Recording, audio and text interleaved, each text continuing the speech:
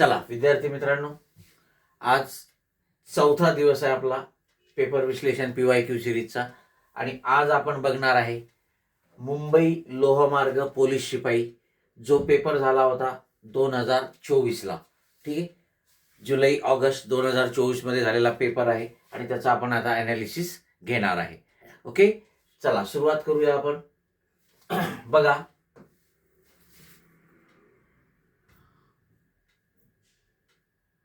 पहिला प्रश्न, खालीलपैकी वेगळ्या अर्थाची म्हण ओळखा. आपल्याला 4 म्हणी दिलेल्या आहेत आणि त्यातली एक म्हण वेगळ्या अर्थाची आहे, म्हणजेच 3 म्हणी समान अर्थाच्या आहेत. आग रामेश्वरी, बंब सोमेश्वरी. म्हणजे आपण साध्या भाषेत सांगायचं तर दुखणं एकीकडे, इलाज भलतीकडे. बरोबर आहे ना, असा त्याचा अर्थ होतो. आग रामेश्वरी, बंब सोमेश्वरी. डोळ्यात केर, कानात फुंकर. ठीक आहे, दोन्ही समानार्थी आहेत. आग डोळ्याला, लोणी टाळ्याला. तीनही समानार्थी आहेत. म्हणजेच चौथं आपलं उत्तर असेल आयत्या बिळावर नागोबा. याचा अर्थ मात्र असा होत नाही. ठीक आहे, एखादं रेडीमेड एखादी गोष्ट आहे, ऑलरेडी ती तयार झालेली आहे आणि मग ती ठीक आहे त्याच्यावर आपण काय करणे, त्याला पुढे चालवणे, त्याला आपण काय म्हणतो, आयत्या बिळावर नागोबा. ठीक आहे, जनरली ग्रामीण भागामध्ये असं वापरतात बघा. वडिलांनी सर्व काही करून ठेवलेलं असते आणि मुलगा आपलं काहीतरी ते हँडल करतो, मग त्याला आयत्या बिळावर नागोबा असं म्हटलं जातं. ठीक आहे, मग या म्हणीचा अर्थ जो आहे तो वेगळा आहे आणि या तीनही म्हणी ज्या आहेत ह्या समान अर्थाच्या आहेत. ओके, आणि म्हणून डी आपलं उत्तर आहे. चला नेक्स्ट.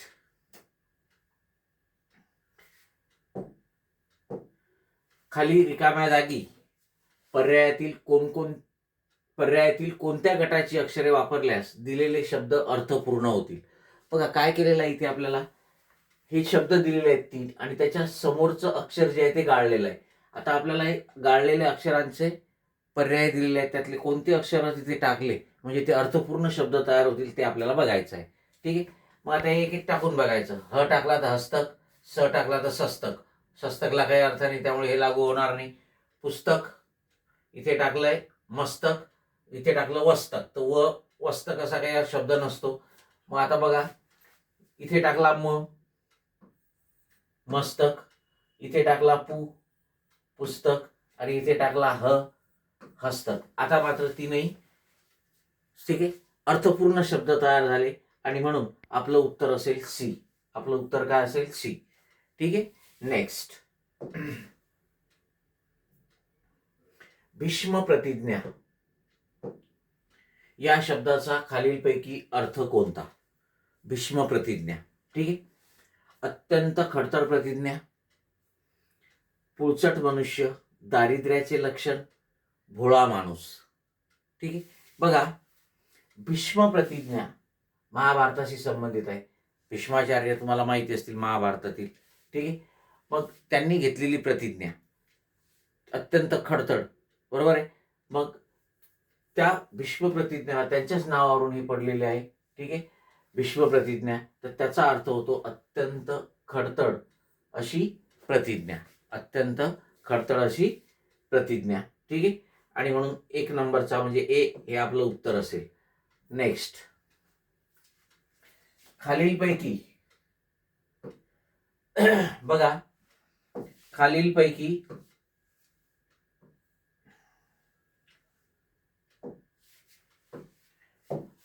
ऱ्हस्व स्वर कोणता. खालीलपैकी ऱ्हस्व स्वर कोणता हे आपल्याला ओळखायचं आहे. ओके, अ, ई दीर्घ, दीर्घ उ आणि ऐ. तर तुम्हाला माहिती आहे की याच्यामध्ये अ हा जो स्वर आहे हा ऱ्हस्व स्वर आहे. अ हा स्वर जो आहे तो काय आहे, ऱ्हस्व स्वर आहे. ठीक आहे, बाकी ई, उ आणि ऐ हे तीनही दीर्घ आहेत आणि या दीर्घमधला ऐ हा संयुक्त स्वर सुद्धा आहे. ठीक आहे, कारण तुम्हाला माहिती असेल संयुक्त आपण ए ऐ ओ औ यांना संयुक्त स्वर म्हणतो, पण ते संयुक्त स्वर जरी असले तरी उच्चाराचा विचार केला तर त्यांचे उच्चार दीर्घच आहेत. बरोबर आहे, आणि म्हणून या तीनही स्वरांचे उच्चार दीर्घ आहेत. अचा उच्चार मात्र ऱ्हस्व आहे, आखूड आहे, शॉर्ट आहे. ठीक आहे, चला नेक्स्ट. केशवसूत हे टोपण नाव कोणाचे. ठीक आहे, प्रकेयात्रे, शंके कानेटकर, लोकमान्य टिळक, कृके दामले. तर अर्थातच केशवसूत कृष्णाजी केशव दामले, मोके दामलेचे बंधू. ठीक आहे, कृष्णाजी केशव दामले यांना आपण काय म्हणतो? केशवसूत म्हणतो. काय म्हणतो आपण यांना? केशवसूत, कृष्णाजी केशव दामले. आणि आपल्या मराठीमधले मोके दामले, ज्यांनी 1911ला शास्त्रीय मराठी व्याकरण हे पुस्तक लिहिलं आणि त्याला आपण मराठी व्याकरणाची गंगोत्री समजतो. ते मोके दामले जे आहेत त्यांचेच हे बंधू आहेत कृके दामले, कृष्णाजी केशव दामले, आणि ते केशवसूत म्हणून ओळखले जातात. ओके, चला.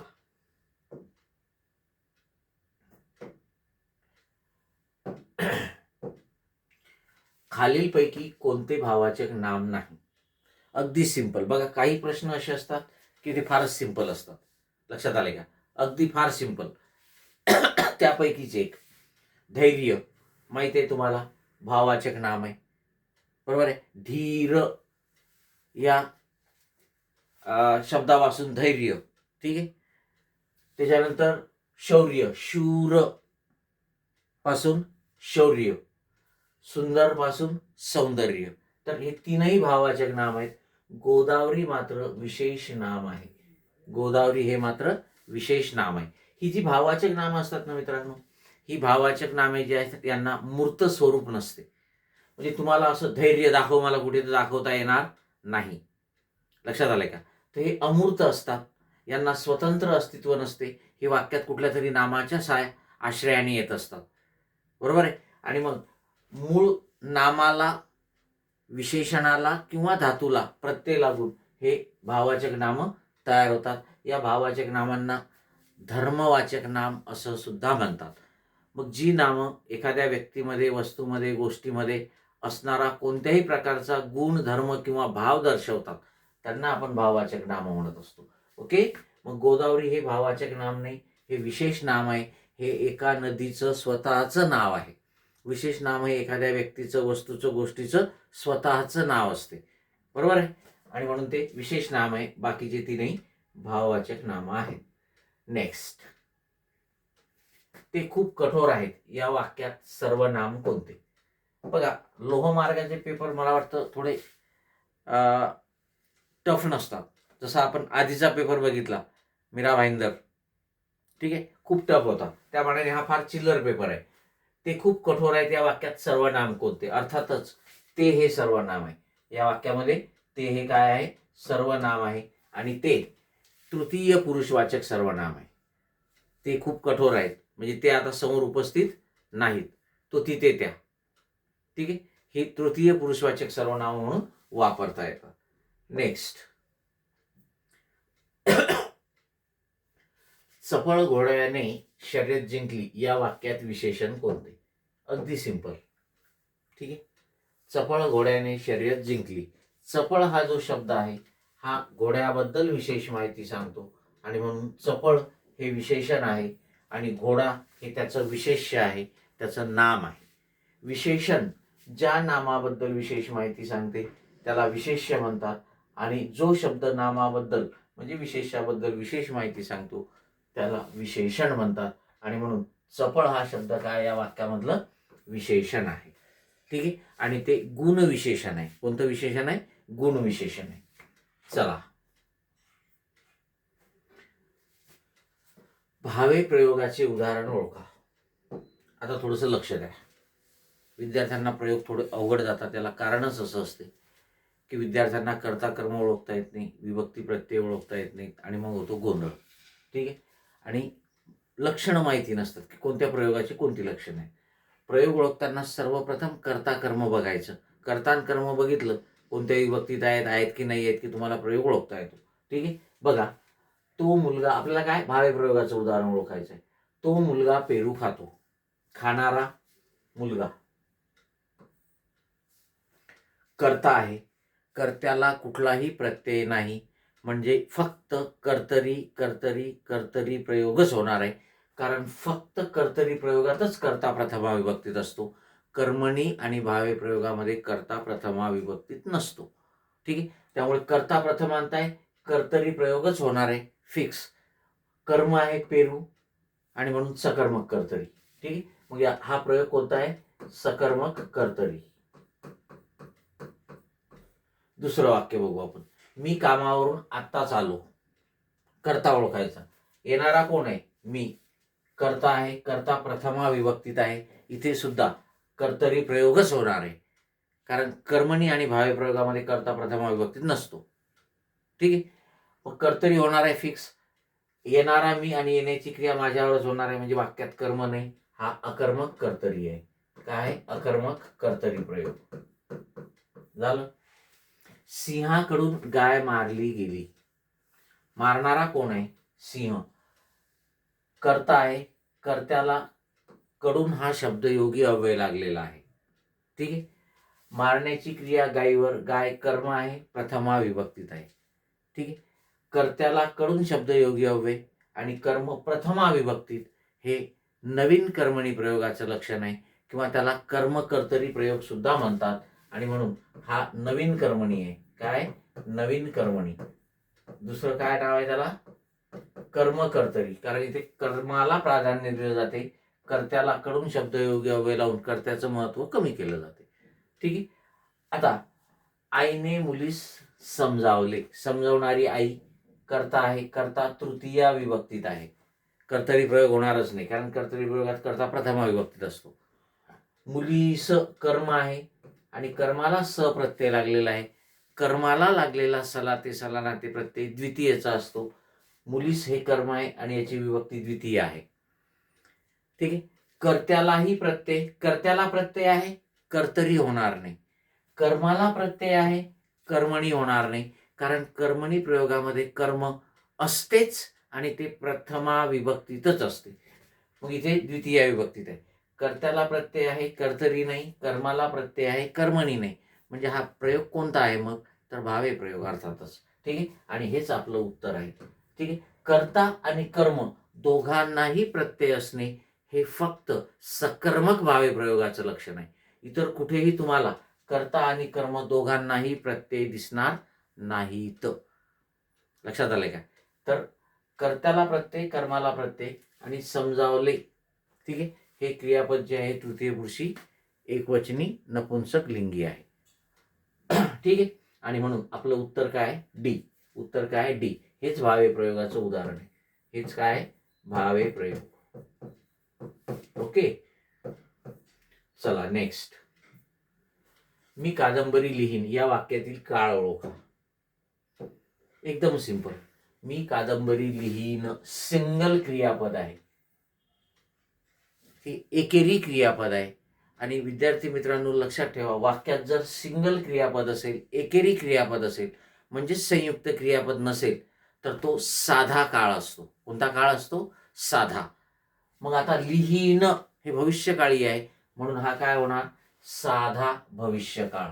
काय होणार? साधा भविष्यकाळ. आपल्याला फक्त भविष्यकाळ दिलेला आहे आणि म्हणून फक्त भविष्यकाळ आपलं उत्तर असेल. पण हा भविष्यकाळ कोणता आहे? साधा भविष्यकाळ. कारण फक्त साध्या काळात, शुद्ध काळातच काय असते? क्रियापद एकेरी असते. बाकी सर्व उपप्रकार अपूर्ण, पूर्ण, रीती, लक्षात आलं काय? उद्देश, या सर्व उपप्रकारामध्ये काय असते? क्रियापद संयुक्त क्रियापद असते, दुहेरी असते. कारण संयुक्त क्रियापद म्हटलं की धातुसारीत आणि सहाय्यक क्रियापद या दोन शब्दापासून क्रियापद तयार झालेलं असते. ठीक आहे, मग मी कादंबरी लिहीन हा काय आहे? भविष्यकाळ आहे आणि साधा भविष्यकाळ आहे. ठीक आहे, नेक्स्ट. नीलकंठ या शब्दाचा समास कोणता? तत्पुरुष, सत्पुरुष नाही, ते तत्पुरुष, द्वंद्व, बहुव्रीही, अव्ययभाव. ठीक आहे, सांगा बरं कुठला येईल? कुठला समास येईल? सांगता येईल का?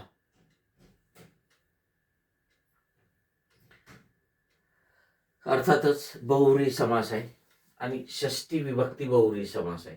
निळा आहे कंठ ज्याचा असा जो तो. ठीक आहे, आपल्याला दोन्ही पद महत्वाची नाहीत. निळाही महत्वाचा नाही, कंठही महत्वाचा नाही. ज्याला निळा कंठ आहे, ज्याचा कंठ निळा आहे, ठीक आहे, तो शंकर महादेव. ठीक आहे, त्या तिसऱ्या पदाचा बोध होतो. आणि मग तिसऱ्या पदाचा बोध होत असेल, सामासिक शब्दातील दोन्ही पदं महत्त्वाची नसतील, तर अशा वेळेला बहुव्रीही समास होतो. आणि मग निळा आहे कंठ ज्याचा संबंधी सर्वनामाला चा प्रत्यय लागतो, म्हणून तुम्ही त्याला षष्ठी विभक्ती बहुव्रीही सुद्धा म्हणू शकता. पण आपल्याला तसा पर्याय दिलेला नाही, म्हणून बहुव्रीही समास पर्याय नंबर 3 म्हणजे सी हे आपलं उत्तर. समृद्ध मराठी व्याकरण पुस्तक आहे, अत्यंत आवश्यक आहे, अवश्य तुम्ही वाचायला पाहिजे. ठीक आहे, तुमचा मराठीचा 1-2 मार्क जो काही जातो तो अवश्य हे पुस्तक वाचल्याने ठीक आहे तुम्हाला तो मिळेल याची मी खात्री देतो. पुन्हा पुन्हा मी काही जास्तच त्याच्याबद्दल बोलणार नाही. तुम्हाला जर पुस्तक हवे असेल तर मला व्हॉट्सॲप करायचा, पुस्तक हवे असा काय करायचा, मला व्हॉट्सॲप करायचा. ठीक आहे, आणि मग तुम्हाला ते पुस्तक जे आहे ते पुस्तक घरपोच मिळेल. आणि व्हॉट्सॲप कुठल्या नंबरवर करायचा, व्हॉट्सॲप कुठल्या नंबरवर करायचा,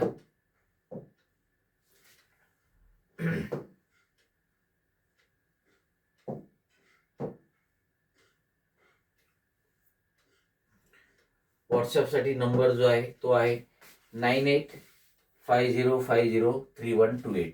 या नंबरवर व्हॉट्सॲप करायचा, मला पुस्तक हवे म्हणून. तुम्हाला घरपोच पुस्तक मिळेल. पुस्तकाची किंमत 450 रुपये आहे, परंतु तुम्हाला ते फक्त ठीक आहे 280 रुपयामध्ये पोस्टल चार्जेससह तुम्हाला घरी पोहोचेल सुस्थितीमध्ये. ओके, अवश्य वाचा मित्रांनो. काय असतं, एक गोष्ट लक्षात घ्या, चांगल्या गोष्टी ज्या असतात ठीक आहे, या MPSC जगतामध्ये किंवा या स्पर्धा परीक्षेच्या जगतामध्ये चांगल्या गोष्टी ज्या असतात ठीक आहे, त्या कोणी विद्यार्थी एक दुसऱ्याला सांगत नाही. ठीक आहे, ज्याने वाचलं असेल ना माझं पुस्तक त्याला विचारा. लक्षात आलंय का? तर आवर्जून खरेदी करा. ठीक आहे, कारण आपल्याला इतरांपेक्षा अख्खं महाराष्ट्र जो करतो त्यापेक्षा काहीतरी वेगळं करायचं आहे, तेव्हाच आपण पुढे जाणार आहे. Okay, yes. चला,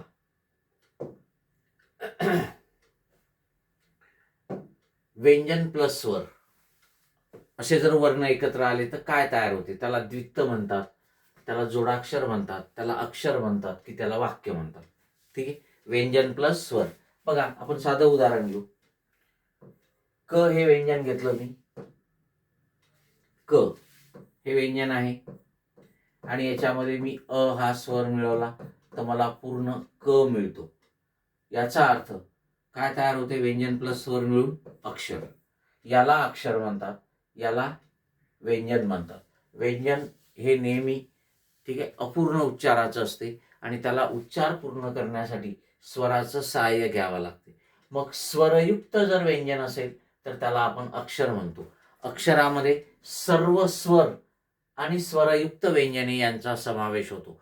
स्वर मात्र ऑलरेडी अक्षर आहेत, कारण स्वरांचे उच्चार पूर्ण असतात.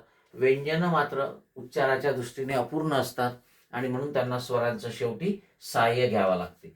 द्वित्तमध्ये काय झालेलं असते? 2 व्यंजन एकत्र आलेले असतात, त आणि पुन्हा त. त्याचा पाय जर मोडलेला असेल मी तर याला म्हणणार मी द्वित्त. ठीक आहे, पण याच्यामध्ये स्वर मिसळला की ते जोडाक्षर होते बरं का. जोडाक्षर कमीत कमी 2 व्यंजनामध्ये एक स्वर मिसळला की तयार होणाऱ्या अक्षराला जोडाक्षर म्हणतात. आणि वाक्य हे अर्थपूर्ण शब्दसमूह असतो. अर्थपूर्ण शब्दसमूहाला काय म्हणतो आपण? वाक्य म्हणतो. ठीक, अर्थपूर्ण शब्दसमूह एकत्र आला की त्याच्यापासून वाक्य बनत असते. ओके, मग आपलं उत्तर आहे व्यंजन प्लस स्वर अक्षर. उंट या नामाचे स्त्रीलिंगी रूप कोणते? ठीक, उंटीन होत नाही, उंटणी पण होत नाही, सांडणी. ठीक आहे, हे वेगळ्या पद्धतीने होतात, स्वतंत्र रीतीने होतात. ठीक आहे, ई प्रत्यय लागून ए प्रत्यय लागून वगैरे असं काही होत नाही. ठीक आहे, स्वतंत्रपणे होतात. उंट आणि स्त्रीलिंगी उंट जो असतो त्याला सांडणी म्हणतात. ओके,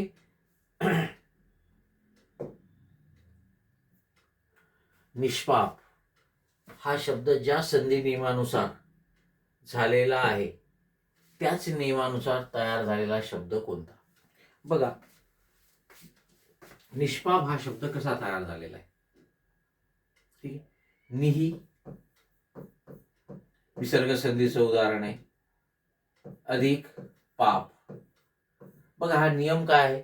विसर्गाच्या मागे अ अखेरीज अन्य स्वर आणि पुढे क ख प फ, क ख प फ यापैकी एखादं कठोर व्यंजन असेल तर या विसर्गाचा जो आहे तो काय होतो, षटकोनाचा श होतो. मग या विसर्गाचा श झाला की हा श प मध्ये जातो आणि निष्पाप हा शब्द तयार होतो. मग याच संधीनुसार जर आपण शब्द घेतला तर त्याच्यामध्ये सुद्धा श येणार आणि मग अर्थातच दुष्काळ. आणि याचा विग्रह काय होणार, दुःख अधिक काळ. मग इथे सुद्धा विसर्गाच्या मागे उ आहे, अखेरीज अन्य स्वर आणि पुढे क. पुढे काय पाहिजे, क ख प फ. इथे प आला होता, इथे क आला. आता इथे या विसर्गाचा श होणार आणि तो क मध्ये मिसळणार, दुष्काळ. ठीक आहे, विसर्ग संधीचं ते उदाहरण आहे. क्लिअर. आणि म्हणून आपलं उत्तर काय असणार मग, बी पर्याय, दुष्काळ. सच्चरित्र. ठीक आहे, हे व्यंजन संधीचं उदाहरण आहे. सत अधिक चरित्र. ठीक आहे, तचा च होतो तिथे. ठीक आहे, पुरस्कार. ठीक आहे, पुरह अधिक कार, हे सुद्धा विसर्ग संधीचं उदाहरण आहे, पण ते या निष्पापच्या नियमामध्ये बसत नाही. दुःख हे सुद्धा विसर्ग संधीचंच उदाहरण आहे, परंतु ते निष्पाप या शब्दाचा ज्या नियमानुसार होतो, ठीक आहे, त्या नियमामध्ये ते बसत नाही, कारण हे अपवादात्मकच उदाहरण आहे. ओके, दुःख आणि निष्पक्ष. ठीक आहे, हे अपवादात्मक उदाहरण आहेत, ते कुठल्याही नियमात बसत नाहीत. ठीक आहे, आहेत विसर्ग संधीचेच. ओके, आणि म्हणून आपलं उत्तर बी. मराठी भाषेतील पहिली सामाजिक कादंबरी यमुना पर्यटन कोणी लिहिली? ठीक आहे, माहितीच पाहिजे तुम्हाला. मराठी भाषेतील पहिली सामाजिक कादंबरी कोणती आहे? यमुना पर्यटन. आणि ती कोणी लिहिलेली आहे? कृष्णशास्त्री चिपळूणकर, बाबा पदमजी, हना आपटे, विष्णुबुवा ब्रह्मचारी. तर अर्थातच ती लिहिली आहे बाबा पदमजी यांनी. कोणी लिहिलेली आहे? बाबा पदमजी यांनी. पहिली मराठीतली सामाजिक कादंबरी यमुना पर्यटन. कादंबरीचं नाव काय आहे? यमुना पर्यटन. Okay, yes. मग हे फॅक्च्युअल नॉलेज असते बघा, हे तुम्हाला वाचावं लागेल वारंवार, मग ते लक्षात राहणार. ही कादंबरी कोणी लिहिली, यांचं टोपण नाव काय, ठीक आहे, यांचं साहित्य कोणतं, यांना केव्हा पुरस्कार मिळाला, कोणत्या साहित्याबद्दल मिळाला वगैरे. सीताने डाळिंब खाल्ले, प्रयोग ओळखा. मी सांगितलं तुम्हाला, कर्ता कर्म ओळखायचा. खाल्ले, खाणारी कोण आहे? खाणारा, खाणारी, खाणारे, सीता. सीताला ने प्रत्यय लागलेला आहे, याचा अर्थ होतो मित्रांनो, कर्तरी प्रयोग होणार नाही. कर्तरीचा विषय संपला, कारण कर्त्याला प्रत्यय आहे. कर्तरी डिलीट, कर्तरीची फाईल डिलीट झालं. डाळिंब कर्म आहे, प्रथमा विभक्तीत आहे. भावेची फाईल डिलीट, भावे प्रयोग होणारच नाही, कारण भावे प्रयोगामध्ये जर कर्म असलं वाक्यात तर ते द्वितीया विभक्तीतच असते. मग कर्त्याला प्रत्यय आहे, कर्तरी नाही. कर्माला प्रत्यय नाही, भावे नाही, म्हणजे हा कर्मणी प्रयोग आहे. ठीक आहे, आणि मग एक नंबरचा पर्याय आपलं काय? उत्तर. सीताने डाळिंब खाल्ले. ठीक आहे.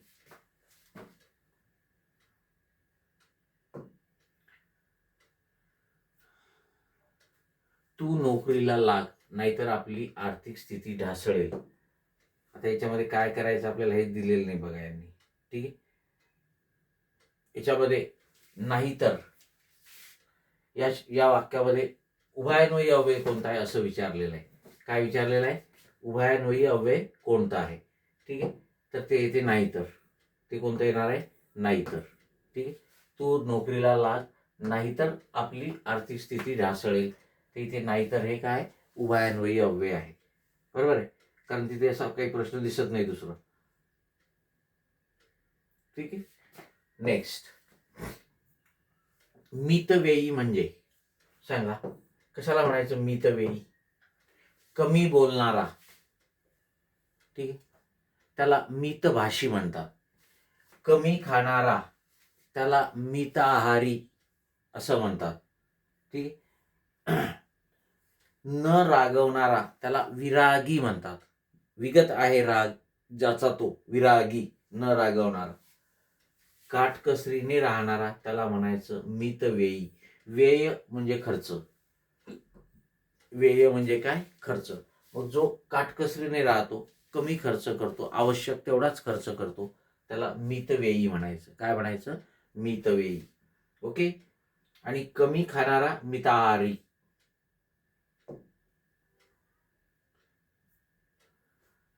बघा, पोलीस भरतीच्या तुमच्या परिपूर्ण अभ्यासासाठी, ठीक आहे, आपली रेकॉर्डेड बॅच आहे.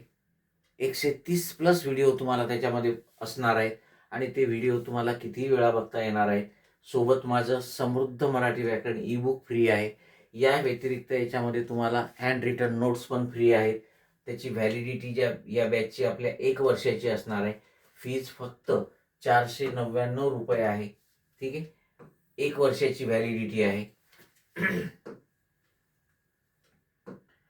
1 वर्षाची व्हॅलिडिटी आहे. ठीक आहे. आणि तुम्हाला ही बॅच मिळवण्यासाठी काय करावं लागेल?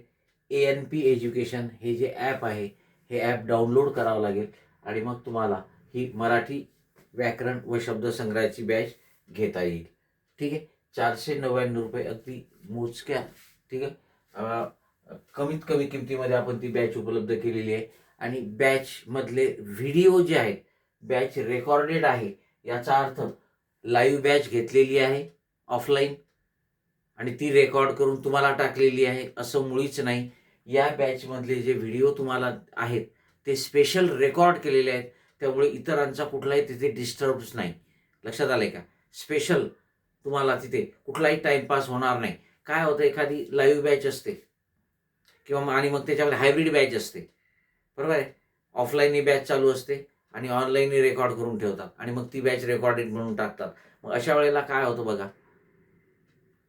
जे रेकॉर्डेडचे बॅच विद्यार्थी असतात फीवर, त्यांचा टाइमपास होतो. कारण ऑफलाईनचं कोणीतरी काहीतरी विचारते, शिक्षक त्याच्यासोबत बोलत बसतात आणि मग अशा वेळेला आपल्याला ते थोडंसं कंटाळवाणं वाटतं. तर असं इथे नाही आहे. इथे व्हिडिओ स्पेशल रेकॉर्ड केलेले आहेत. ठीक आहे. कमीत कमी वेळेत तुमचं जास्तीत जास्त सिलेबस तिथे कव्हर होणार आहे आणि डिटेल कव्हर होणार आहे. ओके. तर काय करायचं आहे? ANP ॲप डाउनलोड करायचं आहे. ठीक आहे. तुम्हाला ही बॅच मिळून जाईल. चला, पायापासून डोक्यापर्यंत या शब्दसमूहासाठी योग्य शब्द निवडा. ठीक आहे. बघा, आता इथे विद्यार्थी कसे कन्फ्यूज होतात. अपादमस्तक, आपादमस्तक, आपदमस्तक, शीर्षासन. कन्फ्यूज होतात विद्यार्थी. अपादमस्तक म्हणायचं का आपादमस्तक म्हणायचं? कन्सेप्ट, संकल्पना जर क्लिअर असतील तर कन्फ्यूज होणारच नाही. अपादमस्तक असा तो शब्दच नाहीये. आपादमस्तक हा आ उपसर्ग आहे आणि आ या उपसर्गाला पासून पर्यंत असे अर्थ आहेत. ठीक आहे. आणि याचा अर्थ काय होतो? पायापासून मस्तकापर्यंत. आपाद मस्तक, आ मरण, आ जन्म, त्यामुळे ते असणारच नाही. आ हा उपसर्ग आहे, त्याला पासून पर्यंत असा अर्थ आहे. आणि म्हणून बी, ठीक आहे, हा काय आहे?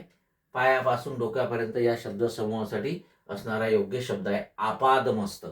अपादमस्तक नाही. आणि इथे पद नाही ते, ठीक आहे, पद नाहीये, त्यामुळे इथे आ जरी असलं तरी इथे प ला काना नाहीये आणि म्हणून हे आपलं योग्य उत्तर आहे. ओके. शीर्षासनाचा तर विषयच नाही. ठीक आहे. ते खाली डोकं वर पाय अशा प्रकारचे काय म्हणता येईल तुम्हाला, योगासन असतं. सर्कस हा शब्द कोणत्या भाषेतील आहे? सर्कस हा शब्द मराठीमध्ये कोणत्या भाषेतून आलेला आहे? ठीक आहे. मराठी तर नाहीच आहे. अरबी, पोर्तुगीज आणि इंग्रजी. तर काहीच टेन्शन घेण्याची गरज नाही.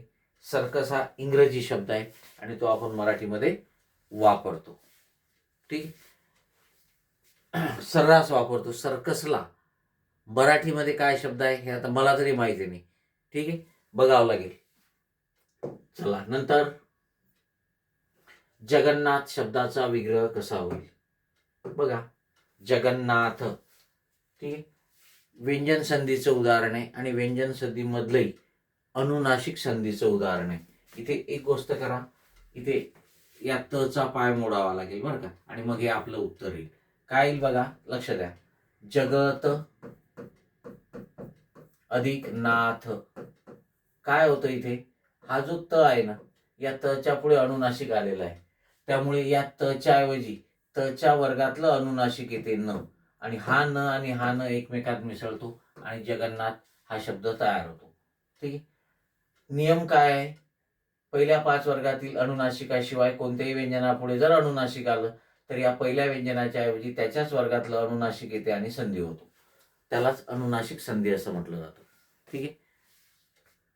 जगन्नाथ, जगन्नायक, ठीक आहे. तर हे सर्व कशामध्ये येतात? अनुनासिक संधी. आणि म्हणून जगत, कारण व्यंजन संधी आहे, तचा पाय मोडलेला पाहिजे, म्हणून सी हे आपलं उत्तर आहे. ठीक आहे. नवरात्र या सामासिक शब्दाचा विग्रह. ठीक आहे. असे काही घिसेपिटे असतात बघा, अख्ख्या महाराष्ट्राला याची उत्तरं येतात. बरोबर आहे. नवरात्रीचा समूह असा काय होईल? त्याचा विग्रह होईल. तरी सुद्धा काही बहादर इथे कन्फ्युज होतात, हा पण नवरात्रीचा समूह आहे राव. ठीक आहे. मग नवरात्रीचा समूह म्हणायचा का नवरात्रीचा म्हणायचं? तिथेही कन्फ्युज. तर 9 मधला उ दीर्घ असतो, नवरात्रीचा समूह. ठीक आहे. सी हा त्याचं काय असेल? उत्तर असेल. ठीक आहे. हा सामासिक शब्द जो आहे हा द्वंद्व समासाचा आहे, कारण पहिलं पद संख्या विशेषण आहे आणि आपल्याला समूहाचा बोध होतो. पुढीलपैकी कोणत्या पर्यायातील पक्ष हा शब्द पंधरवाडा या अर्थाने वापरलेला आहे? बघा, पक्ष याचा अर्थ पंधरवाडा असा सुद्धा होतो. ठीक आहे. पाक्षिक म्हणतो ना आपण, 15 दिवसांनी प्रकाशित होणारं जे आहे त्याला पाक्षिक म्हणतात, पक्ष.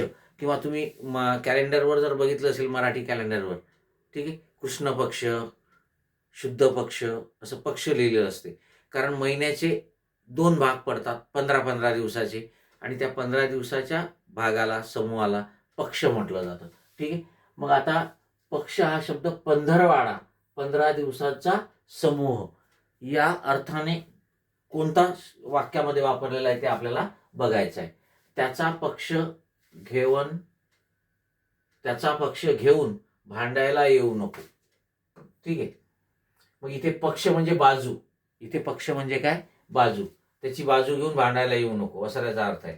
त्यामुळे इथे पक्ष म्हणजे पंधरवाडा नाही, तो एका पक्षाचा पुढारी आहे. इथे पक्ष म्हणजे राजकीय पक्ष आहे, पार्टी. ठीक आहे. त्या जखमी पक्षाला कसे उडता येईल? इथे पक्ष जे आहे हा पक्षी आहे, पक्षी. ओके. आणि प्रत्येक मराठी महिन्यात 2 पक्ष असतात. हे ठीक आहे. 15 दिवसाचा अर्थ आहे ते इथे आलेला आहे. एक शुद्ध पक्ष असतो आणि एक कृष्ण पक्ष असतो. कृष्ण पक्ष अंधाऱ्या रात्रीचा पंधरवाडा आणि शुद्ध पक्ष, ठीक आहे, चांदण्या रात्रीचा पंधरवाडा. ठीक आहे. तर मग आपलं उत्तर आहे डी. आपलं उत्तर काय आहे? डी. वंदन या शब्दातील अनुस्वार काढून टाकल्यास नवीन तयार होणाऱ्या शब्दाचा अर्थ खालीलपैकी कोणता? आता बघा, साधी गोष्ट आहे. वंदन मधलं जर मी अनुस्वार काढून टाकला तर शब्द तयार होईल वदन. आणि वदन म्हणजे काय? वदन म्हणजे काय? मुख. वदनी कवळ घेता नाम घ्या श्रीहरीचे. लक्षात आले का? तर वदन मधला अनुस्वार काढला तर वदन. वदन म्हणजे मुख. ठीक आहे. संपले. बघा, अगदी सिंपल प्रश्न होते. म्हणजे 2-3 प्रश्न जर सोडले तर बाकी लोहमार्गाचा पेपर अत्यंत चिल्लर होता असं म्हणता येईल. ठीक आहे. मग अशा पेपरमध्ये तुम्हाला आउट ऑफ मार्क्स पाहिजे बरं का. चिल्लर होता म्हणजे 1-2 चुकले तरी चालतात. ठीक आहे. आणि मग उगाचच आपलं 25 पैकी आपले 22-21 बरोबर आहेत म्हणून खुश होण्यात अर्थ नाही. असा पेपर असेल तर 25 पैकी 25च तुम्हाला मराठीत मिळायला पाहिजे. ओके. यस. पुन्हा भेटूया नंतरच्या पेपरमध्ये. ओके. बाय.